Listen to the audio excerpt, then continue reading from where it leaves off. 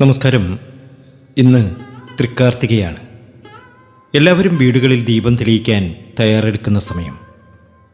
പക്ഷേ ഇന്ന് രാവിലെ ഈ പുണ്യദിനത്തിൽ വെച്ച ഒരു പ്രശ്നചിന്തയിൽ 8 നക്ഷത്രങ്ങളെക്കുറിച്ച് കണ്ട ഒരു കാര്യം അത് എന്നെ വല്ലാതെ വേദനിപ്പിച്ചു. അത് നിങ്ങളോട് പറയാതെ എനിക്കിരിക്കാൻ കഴിയില്ല.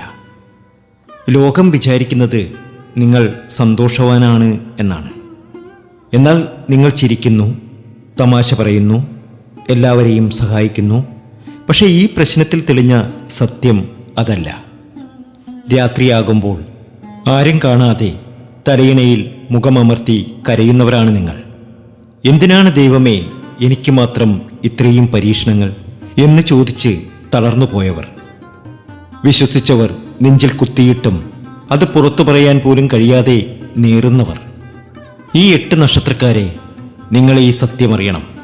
നിങ്ങളുടെ കഷ്ടപ്പാട് നിങ്ങളുടെ തെറ്റുകൊണ്ടല്ല.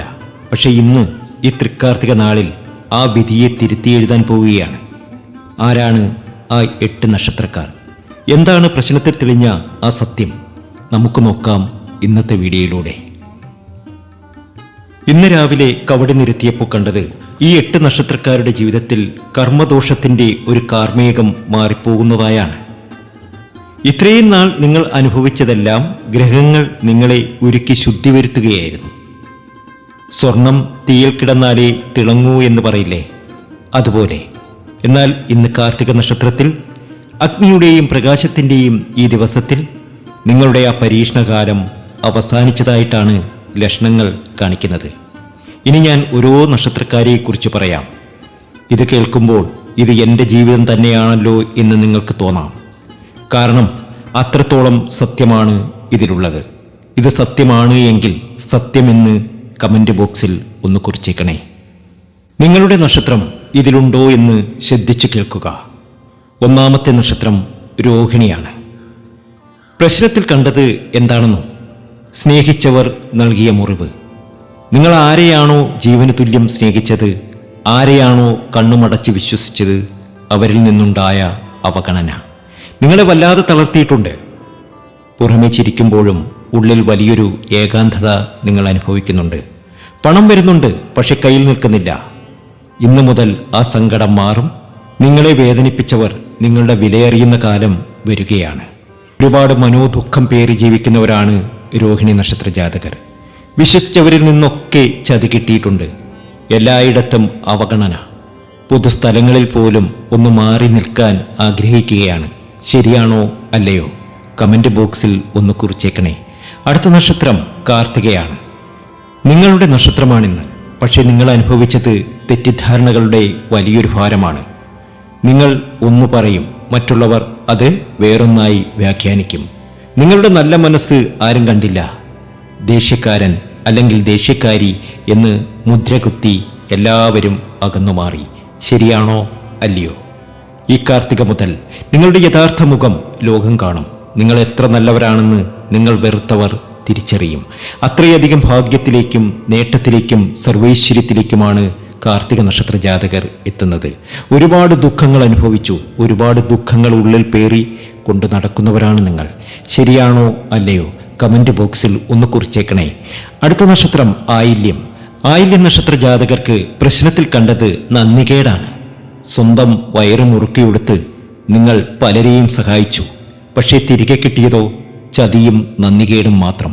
ശത്രുക്കൾ പോലും ചെയ്യാത്ത ദ്രോഹം സ്വന്തം ബന്ധുക്കൾ നിങ്ങളോട് ചെയ്തു. വിഷമിക്കണ്ട, നാഗദൈവങ്ങളുടെ അനുഗ്രഹം ഇന്നു മുതൽ നിങ്ങൾക്ക് കവചമായി വരും. നിങ്ങളെ ചതിച്ചവർക്കുള്ള മറുപടി കാലം കൊടുത്തുകൊള്ളും. ആയില്യം നക്ഷത്ര ജാതകർ ഒരുപാട് വേദനിച്ചിട്ടുണ്ട്. ഒരുപാട് ദുഃഖ ദുരിതങ്ങളിലൂടെയാണ് ഇപ്പോഴും നീങ്ങുന്നത്. പക്ഷേ ഒരു സുവർണ കാലം ആയില്യം നക്ഷത്ര ജാതകർക്ക് വന്നു ചേരാൻ പോവുകയാണ്. ഭാഗ്യത്തിന്റെ, നേട്ടത്തിന്റെ, സർവൈശ്വര്യത്തിന്റെ സമയമാണ്. ഒരുപാട് യാതനകൾ, ഒരുപാട് ദുഃഖ ദുരിതങ്ങൾ ഉള്ളിൽ പേറി ജീവിക്കുമ്പോഴും ഉള്ള് എപ്പോഴും മറ്റുള്ളവർക്ക് സത്കർമ്മങ്ങൾ ചെയ്യാൻ വേണ്ടിയിട്ട് മാത്രമുള്ളതാണ് എന്ന് വിശ്വസിക്കുന്നവരാണ് നിങ്ങൾ. ഒരുപാട് പേർക്ക് നല്ല കാര്യങ്ങൾ ചെയ്യുന്നു. പക്ഷെ ചെയ്തവരൊക്കെയും ചതിച്ചിട്ടേയുള്ളൂ. ശരിയാണോ അല്ലയോ? നക്ഷത്രം തിരുവാതിരയാണ്. കണ്ണീരിന്റെ നക്ഷത്രം എന്ന് വെറുതെ പറയുന്നതല്ല. നിങ്ങളുടെ മനസ്സൊരു കടൽ പോലെയാണ്. ഒരുപാട് ആഗ്രഹങ്ങളുണ്ടായിരുന്നു. പക്ഷേ കുടുംബത്തിനു വേണ്ടി, മറ്റുള്ളവർക്ക് വേണ്ടി അതെല്ലാം വേണ്ടെന്ന് വെച്ചു. ആരോഗ്യം പോലും നോക്കാതെ കഷ്ടപ്പെട്ടു.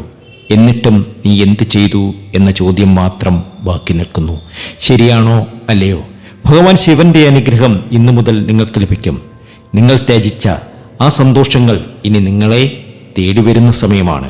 നിങ്ങൾ രക്ഷപ്പെടുക തന്നെ ചെയ്യും. നിങ്ങളുടെ ജീവിതത്തിൽ ഒരു അത്ഭുതം സംഭവിക്കുന്ന സമയമാണ്. എല്ലാ രീതിയിലും സമൃദ്ധിയും സന്തോഷവും നിങ്ങൾക്ക് വന്നു ചേരും. അടുത്ത നക്ഷത്രം രാജാവിനെ പോലെ ജീവിക്കേണ്ട നക്ഷത്രം. അത് മറ്റാരുമല്ല, മകൻ നക്ഷത്രമാണ്. ഇവർ ഇപ്പോഴും ഒരുപാട് ദുഃഖങ്ങളിലൂടെയാണ് കഴിയുന്നത്. രാജാവിനെ പോലെ ജീവിക്കേണ്ടവരായിരുന്നു. പക്ഷേ വിധി നിങ്ങളെ പലവട്ടം താഴെയിട്ടു. സാമ്പത്തികമായി വലിയ പ്രതിസന്ധികൾ നേരിട്ടു. അഭിമാനം കാരണം ആരോടും കടം ചോദിക്കാൻ പോലും വയ്യാത്ത അവസ്ഥ നിങ്ങൾക്ക് വന്നു ചേർന്നു. രാത്രികളിൽ ഉറക്കം നഷ്ടപ്പെട്ട് എന്തു ചെയ്യും എന്നാലോചിച്ച് കിടന്ന നാളുകൾ നിങ്ങൾക്കുണ്ടായിരുന്നു. നിങ്ങളുടെ പൂർവികരുടെ പുണ്യം ഇന്നു മുതൽ നിങ്ങളെ തുണയ്ക്കും.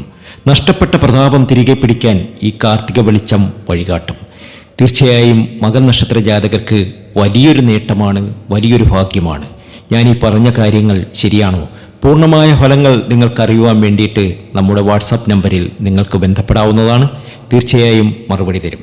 അടുത്ത നക്ഷത്രം തൃക്കേട്ടയാണ്. ബുദ്ധിയുള്ളവരാണ്, കഴിവുള്ളവരാണ്. പക്ഷേ അർഹിക്കുന്ന അംഗീകാരം കിട്ടിയിട്ടില്ല. നിങ്ങളെക്കാൾ അറിവ് കുറഞ്ഞവർ നിങ്ങളെ ഭരിക്കുന്ന അവസ്ഥ. ജോലിസ്ഥലത്തും വീട്ടിലും അവഗണന മാത്രം.